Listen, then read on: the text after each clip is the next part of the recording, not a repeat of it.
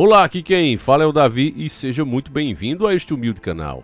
A dica de hoje tá pra lá de sinistra e veio do nosso querido irmão Johnson Michael, que mais uma vez fica o agradecimento a esse irmão de fé e batalha.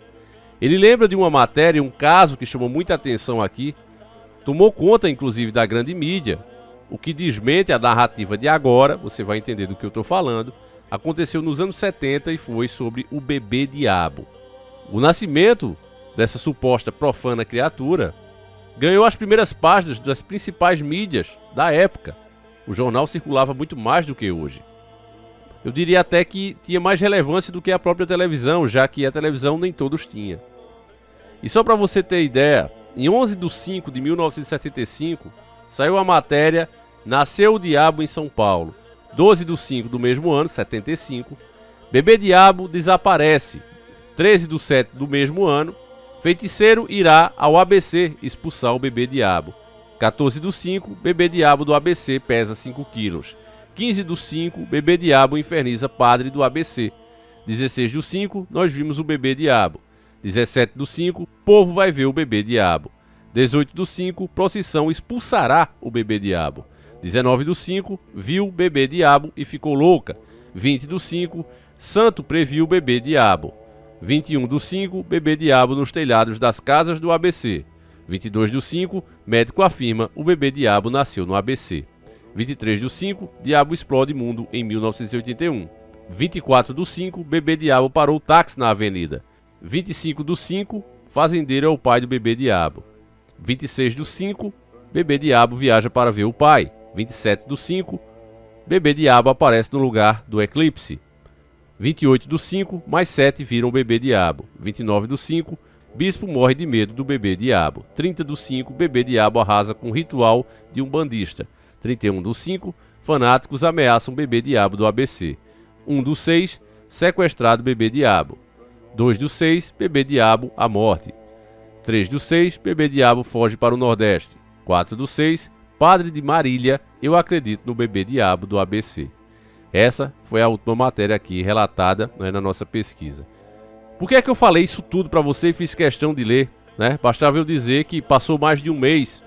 Mas eu fiz questão de mostrar para vocês isso aqui, porque uma das cartas que nós conhecemos do joguinho dos donos do mundo, que eles fizeram questão de expor, e assim que isso começou a dar uma repercussão, todo mundo viu que as cartas daquele jogo, as estratégias do jogo estavam acontecendo literalmente. E o que chamava mais atenção é que era um jogo antigo, criado em 1995. Logo que isso começou a ganhar grande repercussão e as pessoas, olha, como é que pode uma coisa dessa? Tem detalhes aí. Aí ele foi tirado de circulação. Hoje você consegue comprar algumas cartas, mas são de pessoas que tinham o original e fizeram cópias. O original mesmo você praticamente não encontra. E dentro dessas cartas, uma que está sendo muito usada agora, principalmente pela grande mídia, é a que nós conhecemos como reescrevendo a história. Ora, meus irmãos, se você reescreve a história, você tira a chance, qualquer chance da pessoa saber o que acontece agora. Porque apenas conhecendo o passado, a gente consegue compreender o presente e ter uma ideia do futuro. Se você tira esse direito das pessoas, é óbvio que elas vão ficar com a sua versão e vão entender o que você quer que elas entendam e vão esperar para um futuro o que você quer que elas esperem. É nesse passo que a gente anda hoje em dia. E por isso mesmo é que a Super Interessante fez uma matéria em 2017 explicando que isso aí foi um sensacionalismo de um repórter chamado Marco Antônio Montando, que era da Folha de São Paulo.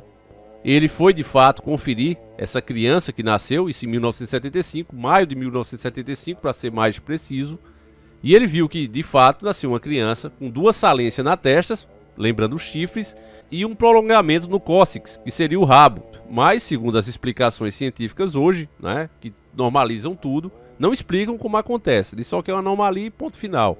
Né? A gente tem falado disso aqui, está nascendo. Você vê que para muitas pessoas, muitas religiões, muitas crenças, isso eram sinais. Sinais, meus irmãos, de épocas difíceis que estamos atravessando. Em determinadas épocas da humanidade, essas crianças ou eram idolatradas ou até temidas. Mas hoje é tratado com a maior naturalidade possível. Isso não é uma coisa ruim, mas também mostra como a humanidade tem perdido o seu senso de espiritualidade. Então na matéria da Super Interessante eles seguem dizendo que eles tiraram a limpo, né? Falaram com os especialistas e era apenas uma má formação e o repórter, nesse caso, quis fazer uma história de terror em cima. O que não explica como é que as outras também seguiram o mesmo caminho. Nós sabemos que a mídia é Ctrl+C, Ctrl+V, né? Faz de tudo para se aproveitar e faturar com isso, seja em que caso for.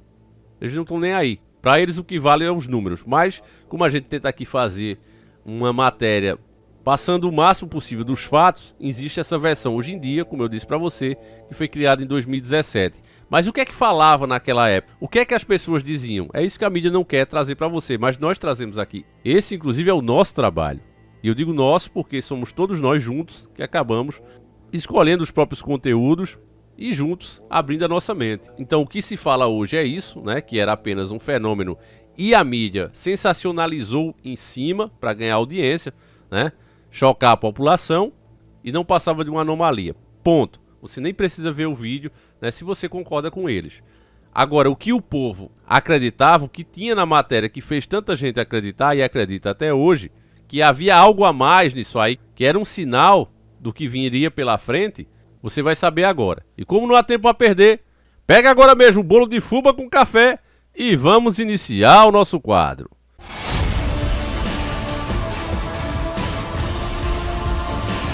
Senhores do Mundo.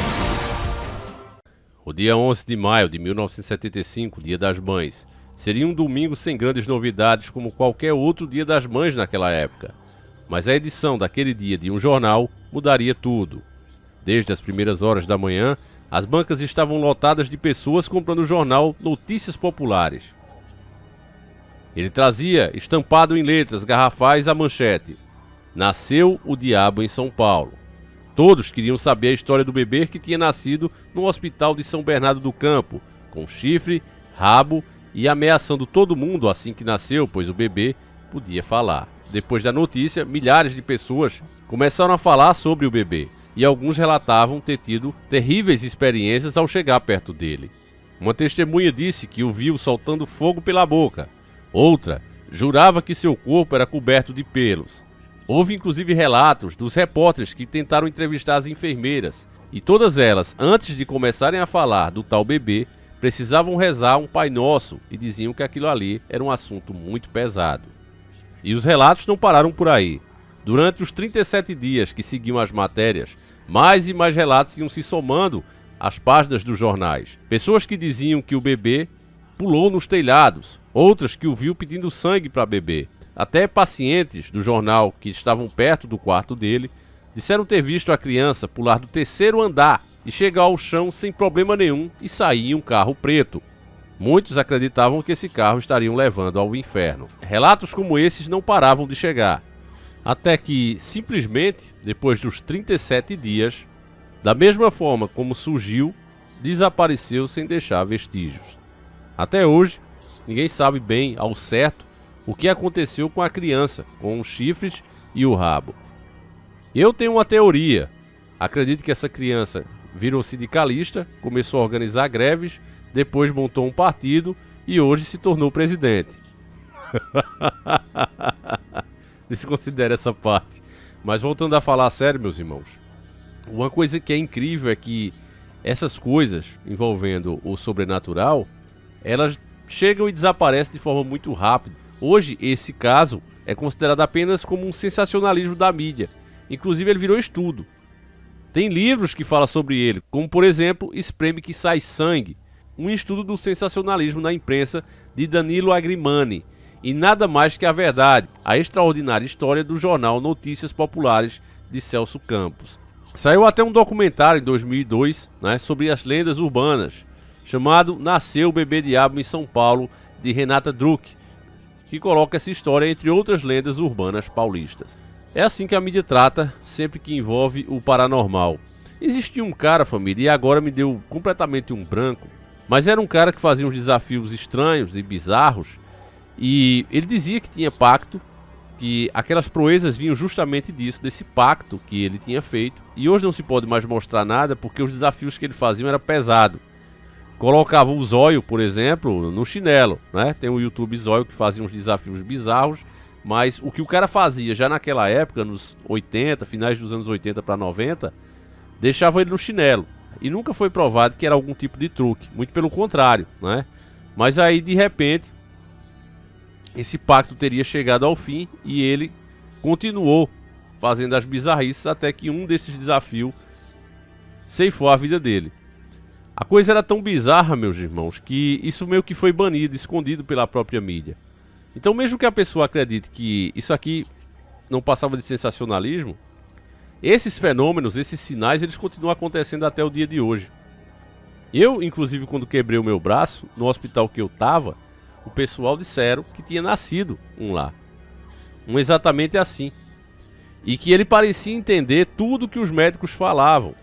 Até que supostamente um médico acabou dando um jeito nele. Mas dizia que tinha rabo, chifres, olhos vermelhos e conseguia entender o que se falava. Além disso, cheio de pelos. Então, simplesmente dizer que isso é uma anomalia genética, para mim, sem mostrar como isso acontece, acaba sendo um pouco de fé também, mas que eu respeito. É uma opinião, é válida, e por isso mesmo eu fiz questão de mostrar que esse assunto hoje, ele é tratado apenas como um sensacionalismo, um dos casos mais sensacionalistas do Brasil, e é estudado por muitas pessoas que cursam aí faculdade. Aí eu pergunto a você, agora eu deixo com você, meu irmão. Era sensacionalismo? E nesse caso, apenas uma anomalia tratada como paranormal, ou de fato poderia ser um sinal, algo paranormal tratado como anomalia? Deixa a tua opinião aqui, ela será sempre respeitada. Lembre-se que são 2 vídeos por dia, um às 7h30 da manhã, outro às 17h45. Agora é a sua vez de ser o destaque, meus irmãos. Deixa aí nos comentários, fiquem com Deus, um abraço e a gente segue juntos. Fui!